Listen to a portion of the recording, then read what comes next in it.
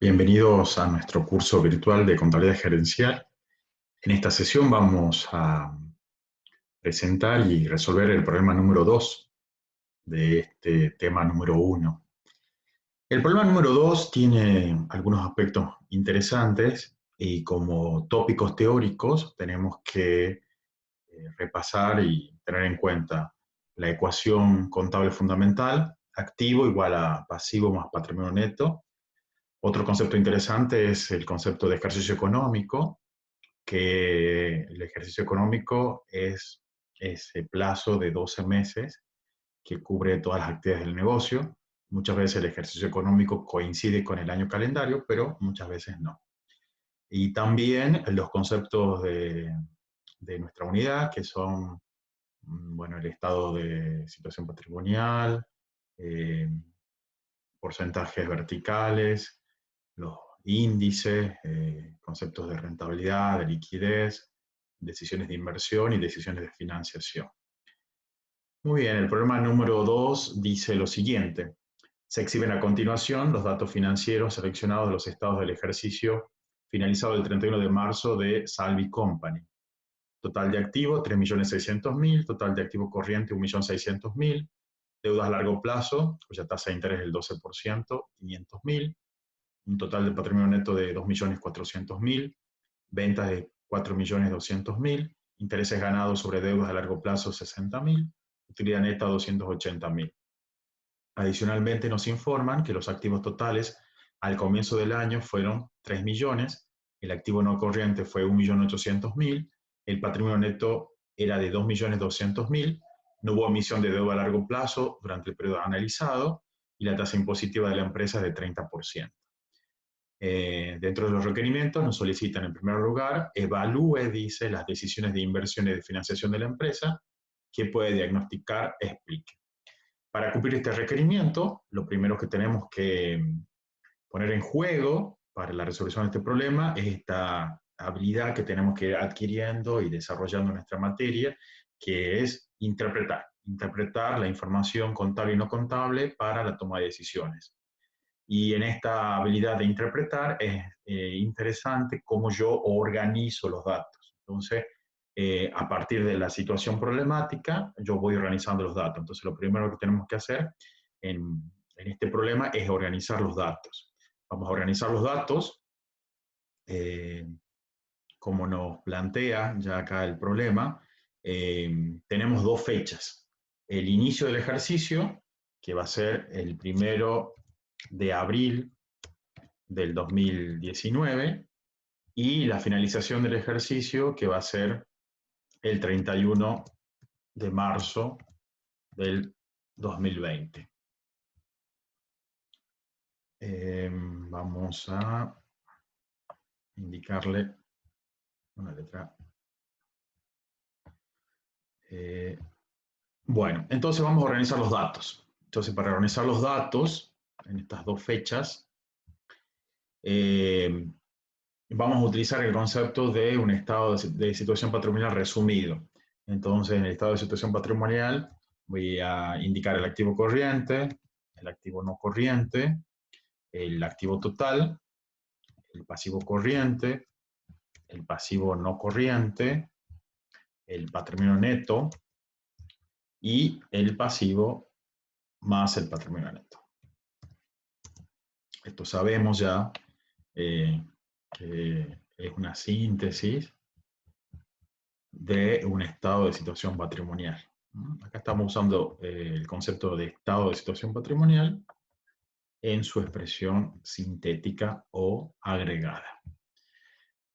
Vamos a extraer ahora los datos del problema. Entonces, el 31 de marzo, es decir, al momento del cierre del ejercicio, el total del activo, o sea, el activo total, 3.600.000. Vamos a indicar el formato, en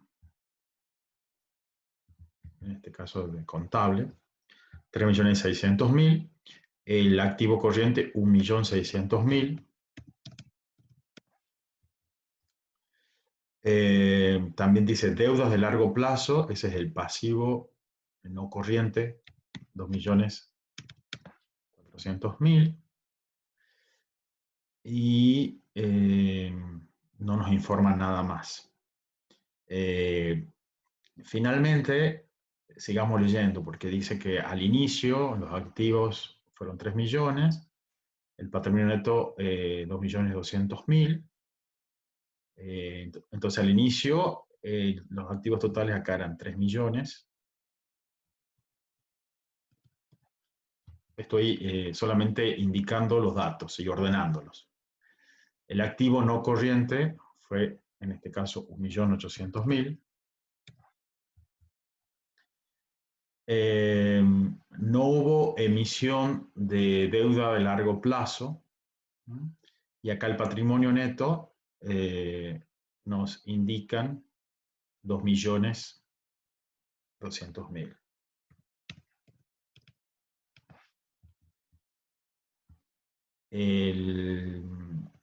Perdón, este dato, los 2.400.000 es el patrimonio neto, 2.400.000, y el pasivo no corriente, que son las deudas a largo plazo, 500.000. Con estos son los datos originales, voy a completar y voy a recurrir al concepto de la ecuación contable fundamental. Activo dividido en activo corriente y activo no corriente, igual a pasivo, pasivo corriente, pasivo no corriente, más patrimonio neto. Entonces yo comienzo a razonar ahora. Si el activo total es 3.600.000, el activo total surge de la suma del activo corriente y el activo no corriente. Si el activo corriente es 1.600.000 y el total de activo 3.600.000, por diferencia, el activo no corriente va a ser igual al total del activo menos el activo corriente. También por la ecuación contable fundamental, sabemos que el activo total es igual al pasivo más el patrimonio neto. Entonces, por ende, yo sé que la suma del pasivo corriente más el pasivo no corriente y más el patrimonio neto es igual al pasivo más el patrimonio neto. Si el pasivo y el patrimonio neto suman 3.600.000 y el patrimonio neto es 2.400.000 y el pasivo no corriente 500.000, por diferencia sé que el pasivo corriente va a ser igual a los 3.600.000 menos 2.400.000 menos 500.000. En este caso, 700.000. De la misma forma, vamos a completar los datos de este estado de situación patrimonial agregado para el inicio del ejercicio económico. Si el activo total al inicio es 3 millones y el activo no corriente es 1.800.000, el activo corriente va a ser igual a 3 millones menos 1.800.000, o sea, 1.200.000. Acá hay un dato interesante. No hubo emisión de deuda de largo plazo durante el periodo analizado. Esto me dice que el pasivo no corriente al inicio y al final es igual. Por lo tanto, si al final es 500.000, al inicio también es 500.000. Y por la ecuación contable fundamental, pasivo más patrimonio neto al inicio es igual al activo total. Por lo tanto, el pasivo corriente va a ser igual al total de pasivo más patrimonio neto, menos el pasivo no corriente, menos el patrimonio neto. Entonces, de esta manera completamos el estado de situación patrimonial agregado, sintético, para poder evaluar, como nos pide, las decisiones de inversión, que es la mezcla del activo, y las decisiones de financiación, que es la mezcla de las decisiones de pasivo y patrimonio neto. Para cumplir con el requerimiento, sería útil que calculemos los porcentajes. Que calculemos los porcentajes para cada año. Así podemos analizar mejor.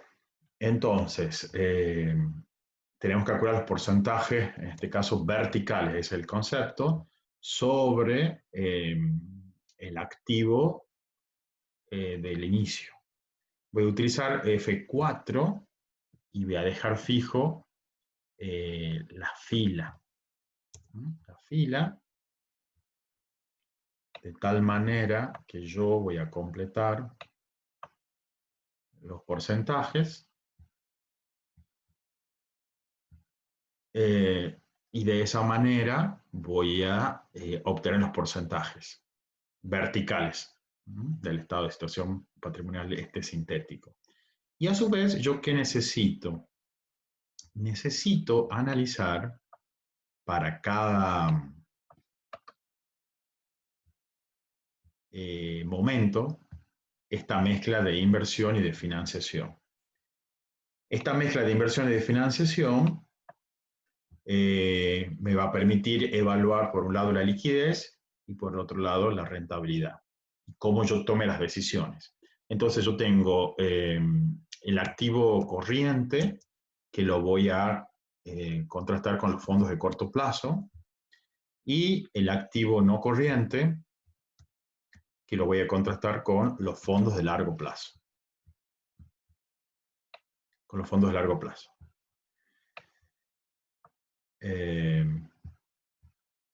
Entonces, vamos a...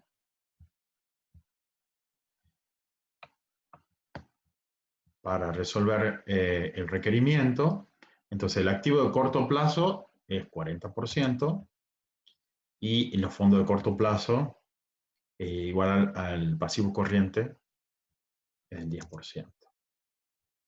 Para el inicio y para el cierre el 44% y el 19%. El activo no corriente al inicio es igual a 60% y el pasivo no corriente, perdón, los fondos de largo plazo va a ser igual al pasivo no corriente más el porcentaje de patrimonio neto. Al inicio, y también lo vamos a indicar al cierre del ejercicio. Y ahora tenemos que analizar.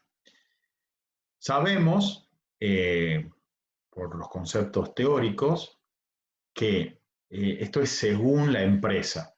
Generalmente estamos pensando en empresas que tienen una gran inversión de activos no corrientes, de activos fijos. Por lo tanto, esa es la fuente de la rentabilidad. Y sabemos también que los fondos de corto plazo son más baratos que los fondos de largo plazo. Más barato porque existe un costo de oportunidad, existe un costo financiero. Entonces, analizando con estas ideas, ¿qué podemos identificar? Tanto al inicio como al cierre del ejercicio, el activo corriente supera a los fondos de corto plazo. ¿Qué significa? Significa que si los proveedores o acreedores de corto plazo desean cobrar sus deudas, la empresa cuenta, ¿verdad?, con la liquidez suficiente para cancelar esa deuda. Por lo tanto, no habría problemas de liquidez. Entonces, uno concluye que la empresa, a través de las decisiones de financiación y de inversión, no está demostrando posibles problemas de liquidez. Con respecto a la rentabilidad, uno que observa. Uno observa que el activo no corriente es un 60% y los fondos de largo plazo son mayores al activo no corriente. ¿Qué me está diciendo esto? Me está diciendo que hay un desfasaje, hay un porcentaje de fondos de largo plazo que no están financiando activos no corrientes, o sea, activos rentables.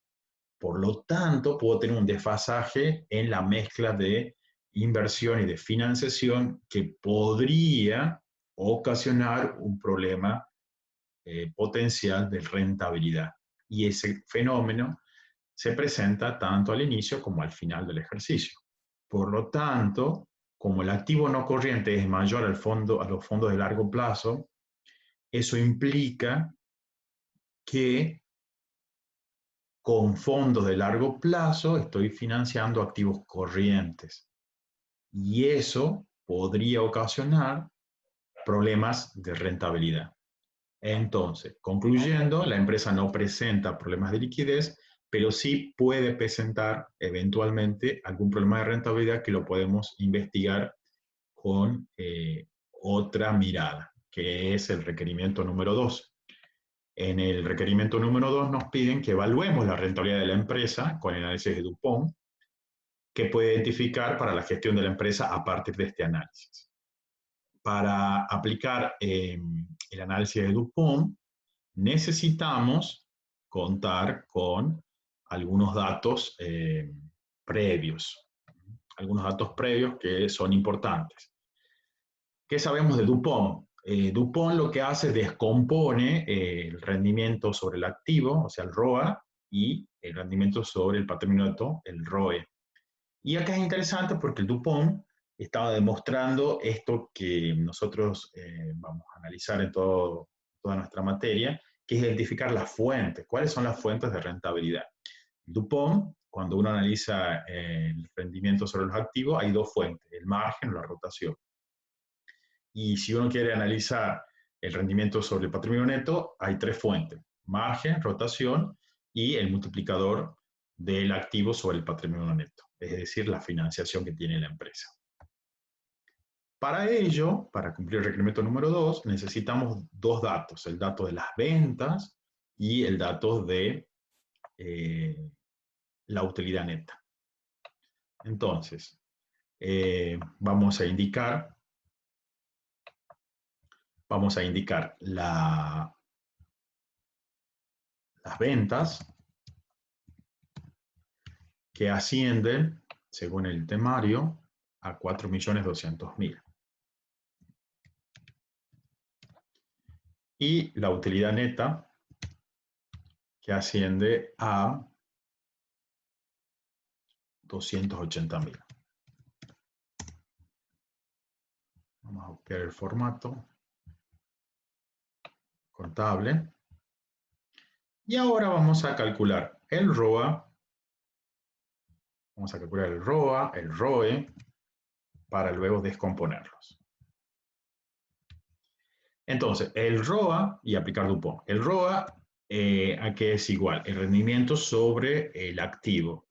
Siempre una tasa de rendimiento es un beneficio sobre la inversión. El beneficio va a ser la utilidad neta y la inversión está expresada en el activo. En este caso, 7,78, 8. Y el ROE va a ser la utilidad neta dividido en el patrimonio neto. En este caso, en porcentajes, 11,67. Ahora vamos a descomponer. Vamos a descomponer el ROA y el ROE. Vamos a descomponerlo en margen, en rotación y en el multiplicador. En el caso del ROA, solamente vamos a tener en cuenta el margen y la rotación, y cuando analicemos el ROE, vamos a agregar el multiplicador. Con respecto al margen, el margen se define como utilidad neta sobre ventas. Vamos a indicar acá el formato de número, así cuando calculemos los resultados podamos ir verificando.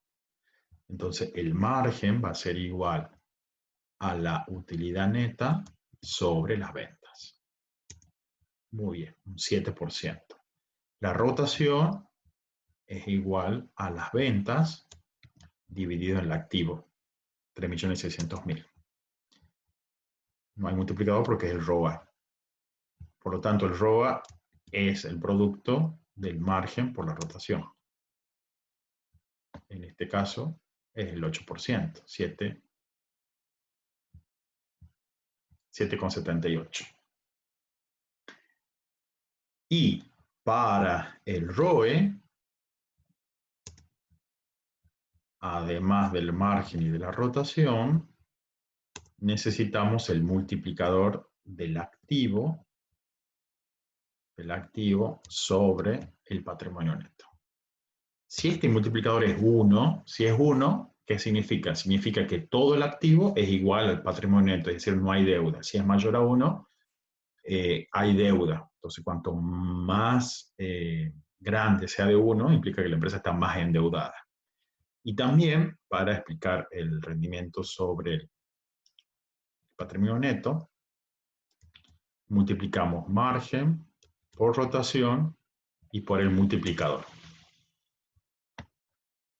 Y así se explica este 11,67. ¿Cuáles son las implicancias que tiene para la gestión?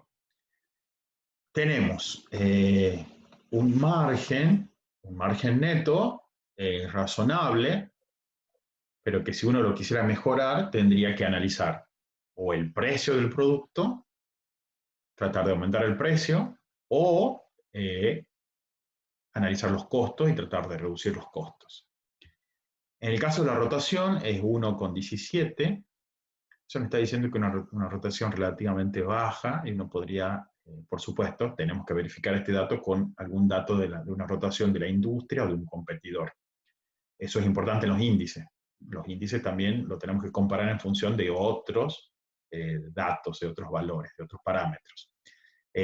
Uno podría decir que esta empresa debería aumentar la rotación para que pueda mejorar la rentabilidad de los activos. Y tiene, en el caso del ROE, un apalancamiento financiero de la deuda razonable. Entonces, tendríamos que indicar 3 recomendaciones. Una recomendación potable sería aumentar las ventas, o sea, la rotación de las ventas. Vender más, mayor cantidad. Entonces habría que preguntarnos cómo podemos hacer eso. En segundo lugar, para mejorar el margen, uno podría evaluar el precio del producto. Y en tercer lugar, también para mejorar el margen, uno debería analizar los costos.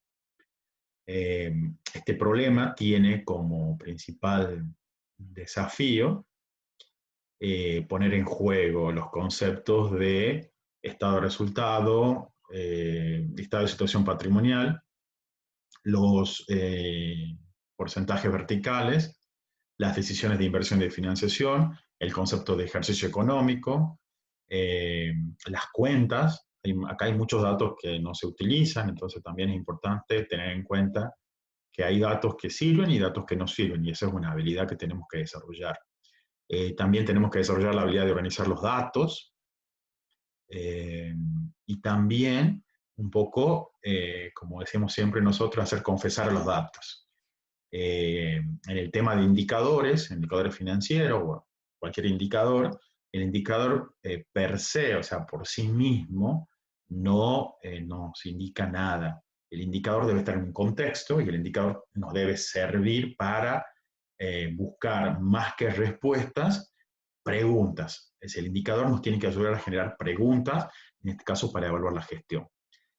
Bueno, esperemos que este video les sirva de utilidad, que puedan desarrollarlo ustedes también con la hoja de cálculo, también en lápiz y papel para ir practicando.